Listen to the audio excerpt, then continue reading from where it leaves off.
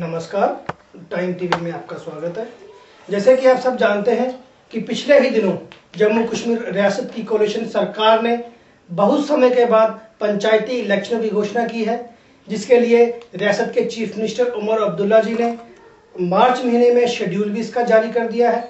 और इसी को देखते हुए जम्मू कश्मीर रियासत की डिफरेंट पॉलिटिकल पार्टियों की डिफरेंट राय है। खासकर जो बीजेपी है, उनका कहना है कि 73-74 जो संविधान का अध्याय है उसमें अमेंडमेंट की जाए, ताकि जो होने वाले जो पंचायती इलेक्शन है उनमें से जो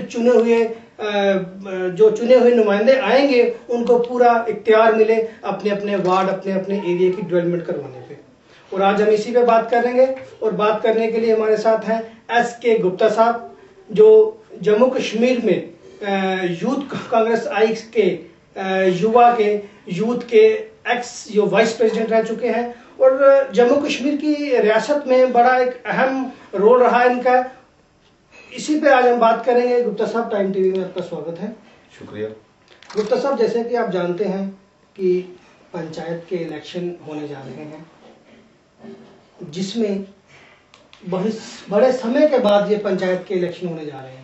मैं जानना चाहूंगा सर, क्या वजह रही है कि इतने समय पहले 20 साल के बाद ये पंचायत इलेक्शन आए हैं? ये क्या वजह रही रियासती सरकार की कि इतनी देर में ये इलेक्शन नहीं हुए, अब होने जा रहे हैं? देखिए, इसमें तो मेरा जो जाती राय है, इसमें वैसे ये हमारे जो फार्मर प्राइम मिनिस्टर साहब राजीव गांधी, उनका भी सपना था कि जो ये पावर है ये ग्रास रूट के हाथ जाना चाहिए, ताकि जो डिस्ट्रीब्यूशन ऑफ फंड्स है ये बराबर लोगों तक पहुंच सके। तो उसके बाद आपको मालूम है हमारी J&K स्टेट की अपना यहाँ मिलिटेंसी रही, उसकी वजह से भी कोalition सरकार रही। उसके बाद अब हमारा NC के साथ कोalition है। तो मैं तो खासकर आजाद साहब को और उमर साहब को भी धन्यवाद देता हूँ कि इन्होंने काम से इनिशिएटिव लिया और पंचायत इलेक्शन कराने का जो इन्होंने जो ये डेडलाइन फिक्स की है, तो उसके लिए मैं इनका शुक्रिया अदा करता हूँ। बाकी रही बात, बड़ी खुशी की बात है कि अगर पंचायत इलेक्शन होगी तो ये सारी जो भी है पावर ये पंचों के पास जाएगी, सरपंचों के पास जाएगी। और बड़ी बात इसमें यह है कि इनके पास जुडिशियल पावर भी होती है। वो भी एक बहुत बड़ी बात है कि जुडिशियल पावर आने के साथ भी जो ग्रास रूट के लोग हैं ना, जो कहीं ऊपर तक नहीं पहुंच सकते हैं, उनके पंचायत लेवल पे काम हो जाएंगे। और जो फंड्स लगने हैं वो पंचायत सरपंचों की देखरेख में लगेंगे और वो सही लगेंगे और मिसयूज ऑफ फंड्स नहीं होगा। लेकिन गुप्ता साहब, जैसे कि आपने देखा है और आप जानते हैं भी, आजकल जम्मू कश्मीर रियासत में डिफरेंट लोगों की डिफरेंट राय है। खासकर जो पॉलिटिकल पार्टी हैं अपोजिशन में बैठी हैं, वो 73 और 74 जो संविधान बना है भारत का, उसमें अमेंडमेंट करने की अपील कर रही है रियासत सरकार से, ताकि जो चुने हुए नुमाइंदे आएंगे उनको पूरा इख्तियार मिले, उनको पूरी पावर हो, ताकि वो अपने अपने एरिया की अच्छे तरीके से डेवलपमेंट करवा पाए। मैं जानना चाहूंगा कि आपकी इसमें जाती राय क्या है, कि आप मानते हैं कि इसमें अमेंडमेंट होनी चाहिए? देखिए, मैं अपनी जाती राय आपको बता रहा हूँ, ठीक है। बाकी जो पार्टी का जो हाई लेवल का जो मसला है वो तो मेरे से ज्यादा, ठीक है। मैं अपनी जाती राय आपको ये बता रहा हूँ कि मेरे ख्याल में 73-74 जो अमेंडमेंट है इसकी कर देनी चाहिए, क्योंकि इसके करने से ये बीजेपी के मुंह पे तमाचा होगा।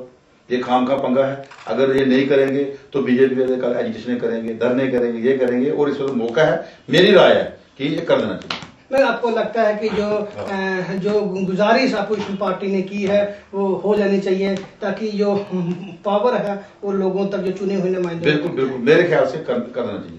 गुप्ता साहब, मैं एक चीज़ बड़ी अहम और जानना चाहूँगा कि जैसे कि आप जम्मू कश्मीर की जो हाई सोसाइटी है उसमें एक जगह रखते हैं और कांग्रेस के एक अच्छे वर्कर भी हैं, और जो गांधीनगर कॉन्स्टिट्यूंसी की जो 46 वार्ड है, जिसमें आपने 2005 में इलेक्शन भी लड़ी थी, हालांकि कुछ मार्जिन की वजह से आप हार गए थे। मैं जानना चाहूँगा कि रियासत की जो सरकार है और जो यहाँ का जो लोकल MLA है, उनका दावा है कि करोड़ों रुपए का जो फंड है इस गांधीनगर कॉन्स्टिट्यूंसी में लगा है, लेकिन बड़ी अच्छी बात है कि जो आपकी वार्ड है वो भी इसी गांधीनगर कॉन्स्टिट्यूंसी में आती है। मैं जानना चाहूंगा कि क्या वाकई ही जो पैसा लगा है वो पैसा आपकी जो वार्ड में भी कुछ डेवलपमेंट हुई है, कि वहाँ के लोगों की भी कुछ बदलाव आया है वहाँ के? देखिए, बात ऐसे है, बात डेवलपमेंट की है, डेवलपमेंट हो रही है, इसमें कोई शक नहीं, डेवलपमेंट हो रही है। मेरी वार्ड की मेरे पास वहाँ बाढ़ से 2-3 शिकायतें आई, मेरे पास लोग आए थे, वहाँ एक रोड बनी है, एक वहाँ ड्रेनेज वगैरह बनी, तो वो जैसे ही बनी 2-4-6 महीने के बाद वो टूट गई। मेरे पास वो शिकायत आई थी, मैंने कोशिश की, थोड़ा सा इंजीनियरिंग डिपार्टमेंट के पास बात लाई, तो उन्होंने ऐसे टाल मटोल करके वो बात खा दी। अब चक्कर यह है कि वहाँ जो मेरा कारपोरेटर जीता वो इंडिपेंडेंट पार्टी से था, ठीक है। मैं कांग्रेस के टिकट पर चुनाव लड़ा, ठीक है, मैं हार गया, नो, लेकिन मैं कांग्रेस से आज भी वाबस्ता पूरा खाना कांग्रेस के साथ हूँ, मैंने कोई पार्टी चेंज नहीं की है।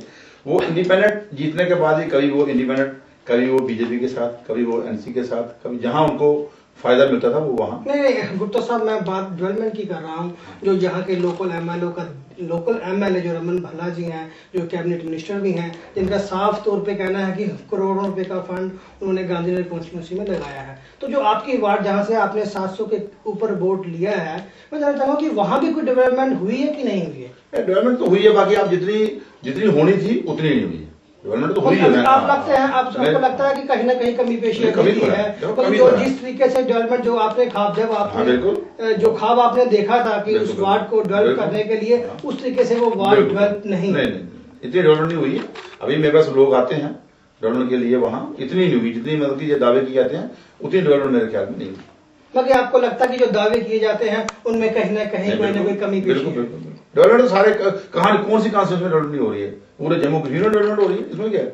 कोई हमारी कॉन्स्टिट्यूंसी में खास डेवलपमेंट नहीं हुई है, हर जगह डेवलपमेंट हो रही है। इधर बीजेपी के एमएलए वो डेवलपमेंट करवा रहे हैं, ये तो हमारी सरकार है, यहाँ सरकार के मंत्री हैं, डेवलपमेंट कोई। गुप्ता साहब, मैं लास्ट में आखिर में एक बड़ा अहम और इम्पोर्टेंट चीज़ आपसे जानना चाहूँगा कि ना बल्कि आप एक कांग्रेस के नाते मैं जानना चाहूँगा, बल्कि एक आप जम्मू शहर के, जम्मू सूबे से ताल्लुक़ रखते हैं, एक सिटीजन है यहाँ के, जैसे कि उसी तरीके से मैं जानना चाहूँगा कि जैसे कि आम लोगों की सोच है और डिफरेंट पॉलिटिकल पार्टियाँ भी कहती हैं, खासकर जम्मू के लोग ये कहते हैं कि हमेशा ही जम्मू सूबे के साथ भेदभाव होता रहा है, चाहे वो यहाँ की एम्प्लॉयमेंट को लेके हो, चाहे वो फंड को एलोकेशन के लेके हो। क्या आप भी इस बात को मानते हैं कि जम्मू के साथ भेदभाव होता है?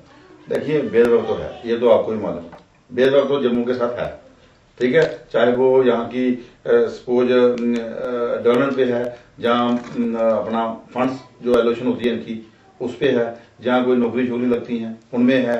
आप देख लो, एक मेडिकल एमबीबीएस के लिए जब भी लिस्ट निकलती है उसमें मुझे नहीं लगता जम्मू से 20-25% हो। भेदभाव तो है। आपका साफ तौर पर मानना है कि हमेशा ही जम्मू के साथ भेदभाव होता है। फिर क्या आपको ये भी मानना है कि जो चुने हुए नुमाइंदे हैं, यहाँ के एमएलए हैं या जहाँ के जो कांग्रेस पार्टी से वाबस्ता हैं, उन लोगों ने इस पे क्यों चुप्पी साधी हुई है? वो खुल के क्यों नहीं इस चीज का? इनके अपने काम हो जाते हैं, इनको क्या शोर मचा के ठीक है नहीं, इनको वैसे इस वक्त मौका है, इनको बोलना चाहिए। मगर आपको लगता है कि जो कांग्रेस पार्टी से जुड़े हुए लोग हैं वो भी बराबर के हकदार हैं? बिल्कुल है, डिस्क्रिमिनेशन है, मगर जम्मू के साथ डिस्क्रिमिनेशन बिल्कुल है, ये है। गुप्ता साहब, हम अपनी बात को यहीं खत्म करेंगे। ये थे एसके गुप्ता साहब, जिनका साफ तौर पे मानना है कि जम्मू के साथ डिस्क्रिमिनेशन कहीं ना कहीं है। और अगले हफ्ते हम एक